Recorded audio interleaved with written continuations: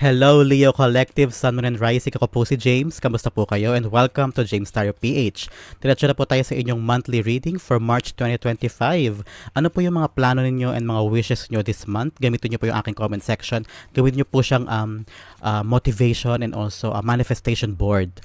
Malay nyo, matupad dyan ang mga wishes nyo kasi nasulat nyo siya at naging vision board nyo ang aking comment section. So, use that. Thank you po for your likes, for your shares, and for your subscriptions, and also for not skipping the ads. Maraming salamat po sa inyong suporta sa ating channel. Use your intuition po para makuha nyo po yung right messages na kaloob sa inyo ng inyong spirit guides sa ating reading this month. Okay, start na po tayo.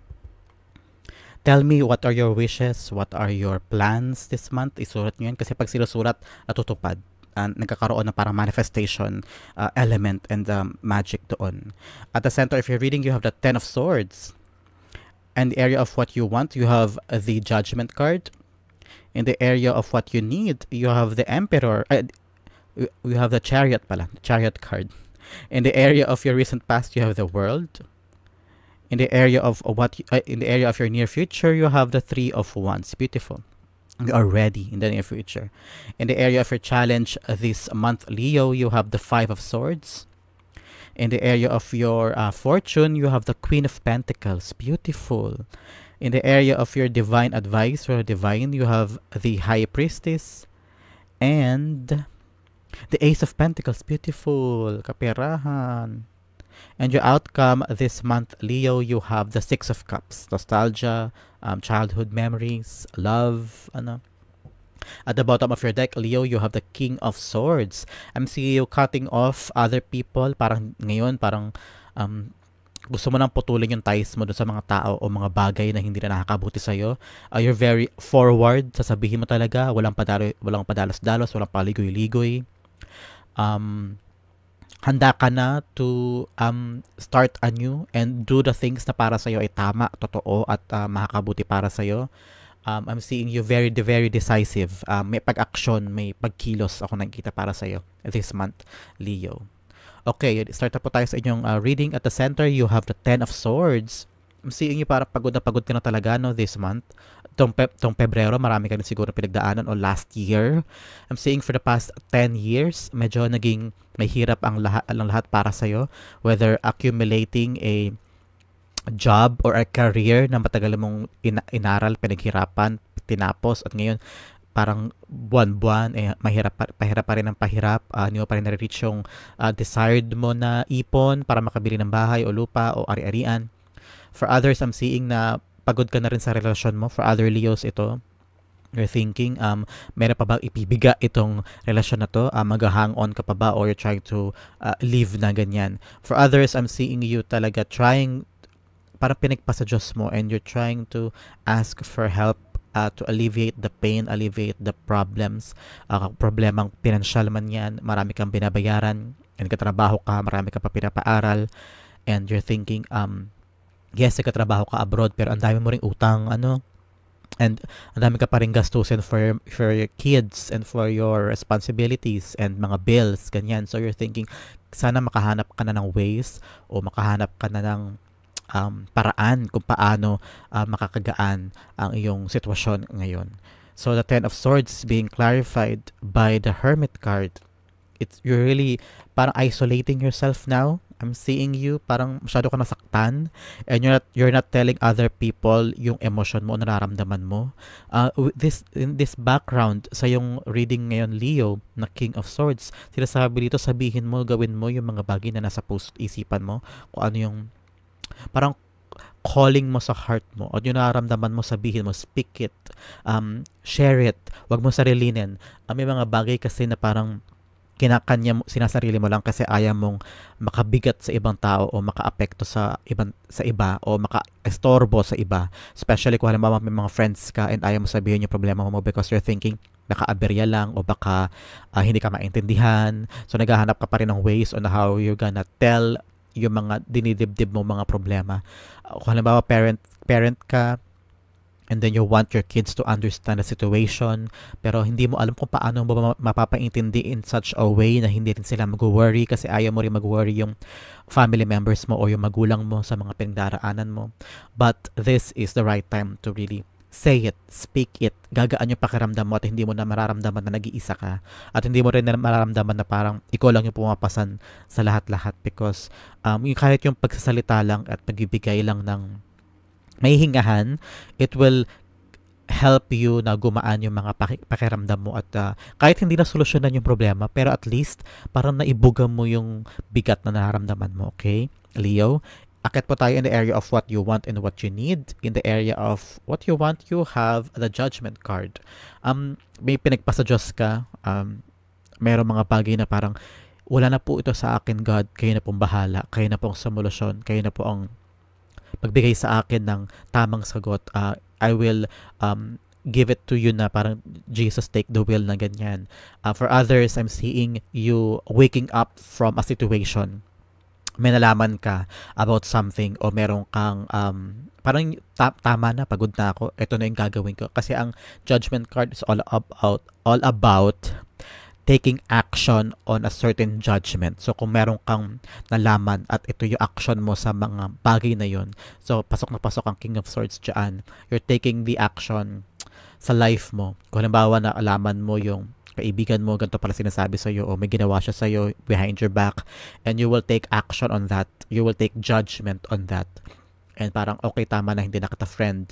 I will move forward with my life alone, not with you. Kakat mo na yung relasyon ninyo o yung puput ka na ng boundaries with other people. For others, I'm seeing you making a choice about something. You want to parang, this time naman sana, umayon na sa akin yung kapalaran o ibigay na sa akin yung kaloob ko, ganyan. So, the Judgment cards being clarified by the Four of Wands. You want stability, you want success, gusto mo na ng sagot or result sa isang bagay na pinagpasa Diyos mo, dinasal mo. You surrender the control in something in the past and you want parang resolution na dyan. You want result, you want answers, you want approval, you want to para magsaya naman, gusto mo nang mag-relax. Seeing you trying to, I don't know, but if someone invited you to a party or to a celebration or reunion, for example, o kainan man lang kahit videoke, go. Because I'm seeing you so happy there, dancing, trying to forget, parang dalian yung problema, ganyan ha. Seeing you for other Leos yan. So if you want to relax and have fun, o kumain ka sa mga family mo, go. Because that will give you parang a mental clarity and may papasok dyan sa'yo na parang idea o solusyon o biglang, ito pala dapat kong gawin. Kasi parang biglang gumaan yung pakiramdam at isip mo, saka ka lang makapag-isip ng mga paraan o new ways on how to solve your problem or your endeavor this month, Leo. In the area of what you need, you have the Chariot card. You need daw to move forward. Kung may pinaplano kang dapat gawin, i-go mo daw. Because the Chariot is a card of divinely protected move o charge. So, kung may balak kang simulan, halimbawa negosyo, gusto mo mag-try ng kahit karinderya, ganyan. So, pinanghihinaan ka ng loob, hindi mo alam kung kaya ko ba. And then, sabi sa'yo ng Chariot card, sabi sa'yo ng Spirit guides mo, go, gawin mo. Make sure lang na ready ka din at saka pinaghandaan mo at saka you try to have some resources din naman. Hindi ka dapat sugod ng sugod sa isang bagay na hindi mo rin naman pinaghandaan, di ba? But the spirit guides are telling you, go, gawin mo. Kasi hindi hindi papasok sa isip mo yung idea na yan kung hindi yan kaloob sa'yo at hindi yan nasa right path mo, okay? So go, sugod sa mga bagay na pinapangarap mo at huwag kang hihinto because you are protected. The Chariot cards being clarified by the Tower. So this move, kung ikaw man ay lilipat o pupunta ka sa isang place to another or pag-abroad or uuwi ka na from abroad, I'm telling you this is gonna change your life for the better. I'm seeing may pagbabago sa life mo o sa life ng family mo. Kung may balak kang simulang negosyo, that will change the dynamic and also yung pagkakakitaan mo. So embrace the change and move forward. In the recent past, there was a World card, meaning may completion in the past o may pagkatapos na nangyari in the past. I'm seeing you na parang dinamdam mo rin ito whether tapos na yung trabaho o na-lay off ka o halimbawa tapos na yung relasyon o merong something about a completion, whether tapos ka na mag-aral and then gusto mo na magtrabaho, hindi ka makahanap ng trabaho, ganyan. For others, tapos na yung relasyon, meron ng closure. Something ended in a relationship or in a cycle in your life na inaksyonan mo and you need to really tell yourself na tapos na yon, like isang buong cycle na yon, and I have to start over. I have to think hard because meron mga bagay na parang pagod na pagod ka na, parang ayaw na ayaw mo na, parang give up ka na, and you really have to open up yourself, okay? May mga tinapos ka at pinagsumikapan kang ma-accomplish in the past, whether bumili ka ng bahay, bumili ka ng lupa, o napagpatapos ka ng mga anak mo, and you're thinking, paano naman ako now? Yun lang yung kita ko, ano yun naman yung purpose ko now, no? So the world cards being clarified by the sun. May mga bagay ka in the past na sinakripisyo and you were so happy that you did that. Parang buong puso mong tinanggap yon, yung responsibilities, yung task. There was an accomplishment in the past na nagpasaya sa'yo, whether you have successfully opened up a business or a sideline, o halimbawa lumipat kayo sa ibang lugar and naging okay naman, naging masaya naman, naging harmonious naman, but something happened there kaya ka nakarating dito sa biglang 10 of swords. May mga dinamdam ka rin, mga responsibilidad at mga baggage and mga responsibilities na hindi mo na kaya. But in the near future, Leo, you have a 3 of wands. I'm seeing you planning, I'm seeing you waiting for the things na pinaplano mo o tinatry mong subukan.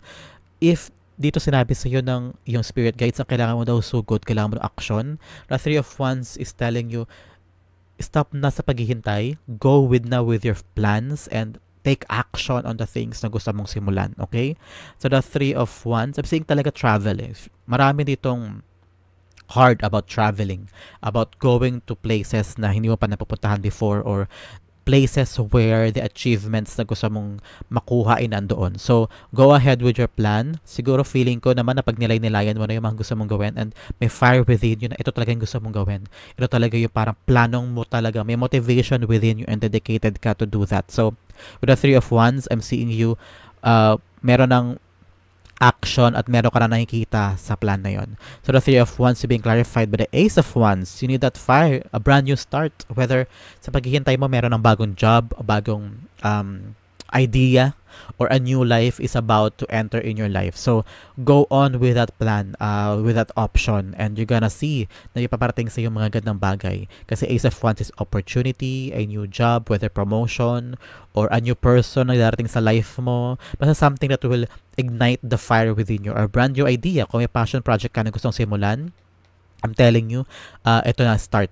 Mag-unti-unti na lumabas sa life mo yung mga pinlano mo in the past. Ngayon, unti-unti na siyang lalabas at magiging makatotohanan na siya this time.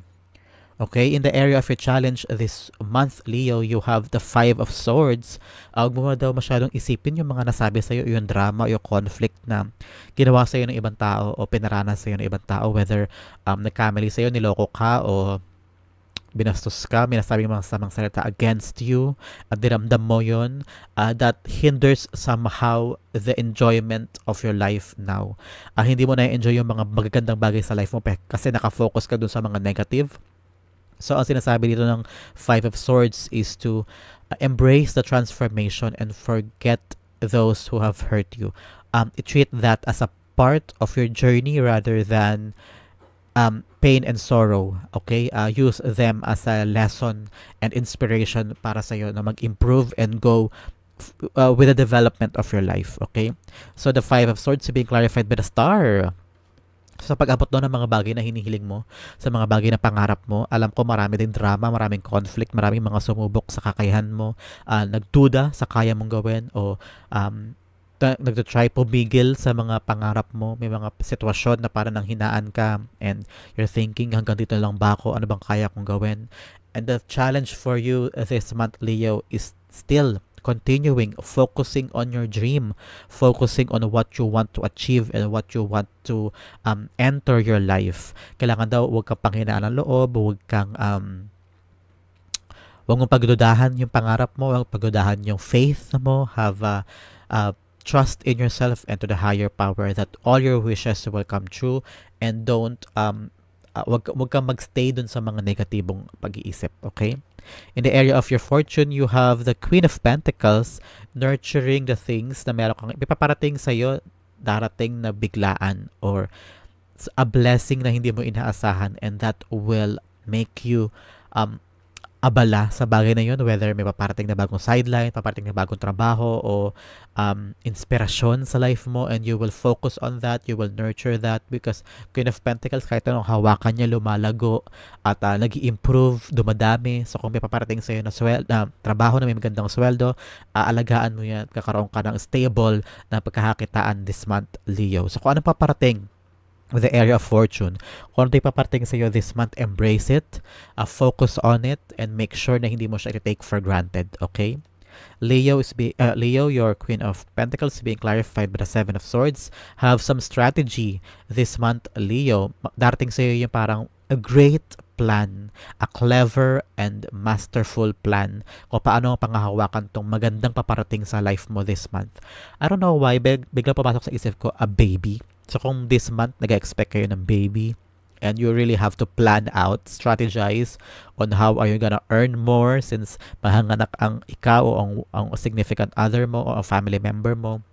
So you really have to make changes also with your schedule para makatulong ka sa pag-aalaga pag nailabas na yan. So there are a lot of things na mag-hatch this month, mga whether a new job or a new passion project or approval about something. So, aalagaan mo yung paparating na blessings and find ways on how are you gonna keep it sa'yo at hindi mawaglit sa'yo, okay? In the area of your advice, you have the High Priestess and the Ace of Pentacles. So, what I'm hearing here is trust your intuition about a certain endeavor. May paparating sa yung biyaya o grasya o opportunity. And I'm hearing, para nagadalawang isip ka o iniisip mo, kaya ko ba to? Pasok ba ako doon? Dapat ba ako nandun? Parang meron kang imposter syndrome of thinking, do I deserve this? Or do I earn this? And para sa akin ba talaga to? Baka mamaya hindi ko paparindigan o hindi ko mapatunayan na kaya ko siya o deserve ako nito. And mapanghinaan ka, hindi mo siya mapanghawakan. The High Priestess is telling you to trust yourself, to trust your divine plan, to trust God, and to trust your talent. You have everything that you need. Akala mo lang kulang ka, akala mo lang wala. Pero you have everything that you need. This pentacle will give you the desires of your heart. Yung mga matagal mong pinagdasal, yung mga manifestations mo will come true because parating na yung hinihiling mo. Okay? You deserve this. I'm hearing, you deserve this. So the High Priestess being clarified by the Eight of Swords, it will help you na makawala sa mga, like I've said kanina, yung parang kulang ka, feeling mo hindi mo deserve. So gamitin mo tong High Priestess, yung tiwala sa sarili mo at tiwala sa kakayahan mo at makakawala ka dito sa mentality na to. So the Ace of Pentacles being clarified by the Ace of Pentacles. Wow! This is really a good blessing na darating sa'yo. Deserve mo kung ano man itong parating sa'yo this month. Kung ano man itong endeavor na to, whether new job, promotion, or something new sa life mo na pagkakakitaan mo, nagdagdag ng stability sa life mo, sa family mo, sa friends mo. Yung parang a wish come true moment for you. Parang yes, approved. Parang ganun. So panghawakan mo doon, magtiwala ka sa sarili mo that it will be yours. Deserve mo ito. Okay? Bago tayo puntahan ng iyong outcome ng Six of Cups, let's have additional messages from the Divine. First, we have number 60. Kung edad niyo po yan or number of significance for you, this is a confirmation that this reading is for you. Kung nakita po kayo ng swan anywhere, whether pictures, personal, internet, o napag-usapan, this is a confirmation that this message is for you. Swan, spirit, time for a deep dive. Kung ano daw yung mga bagay sa surface, kailangan mo daw laliman yung pag-intindi mo sa bagay na yun. Or, time na daw talaga na umaksyon ka. Like I've said dito, tapos na paghihintay, aksyonan mo na, may paparating na magandang bagay. Chariot, sugod ka na daw because that will change your life for the better. Aksyonan mo with the King of Swords. So, time for a deep dive, aksyonan mo. Laliman mo yung pag-intindi mo sa isang bagay and go forward, okay? Another message, overcoming obstacle. You can overcome anything. Like I've said, you have to trust yourself and you will achieve what you want. Ito naman daw ang dapat mo i-focus this month, Leo. Area you should focus, doubt. Like I've said dito, I release the need to know all the answers. So, tanggalin mo yung pagdududa sa isip mo about a certain thing, a certain person, or to yourself. Like I've said dito sa High Priestess, siya kasi ang knowledgeable about the secrets of life. Tanggalin mo doon yung mga pagdududa sa sarili mo because everything that you need, everything that you have is within you and for you. Para sa'yo, para sa'yo. At I'm telling you, you have all the secrets that you need and the abilities that you need in order to accumulate and have the life and the things that you want in your life. So ito ang kailangan mong panghawakan this month, Leo. Tanggalin mo ang pagdududa sa sarili mo this month. In your outcome, you have Six of Cups, Leo. Nostalgia, childhood memories, everything in your past, whether family members o mga tao sa nakaraan mo na hanggang ngayon patuloy na mong iniisip o nakakaapekto sa life mo now. I'm seeing you try to move forward, use those memories as a lesson rather than an hindrance. O I'm hearing kasi parang may mga bagay in the past na nag-instill sa isip mo kaya nahihirapan ka mag-move on, naghihirapan ka mag-move forward. Whether sinabi ng kamag-anak mo na ganito ka kasi ganyan-ganyan ka, kaya yung isip mo doon nakatuon lagi, kaya nahihirapan ka mag-desisyon o nahihirapan ka mag-improve o ma-reach yung mga bagay sa life mo.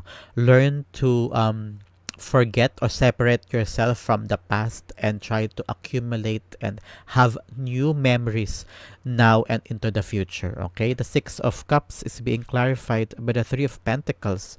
Now is the right time for you to work on that, work on your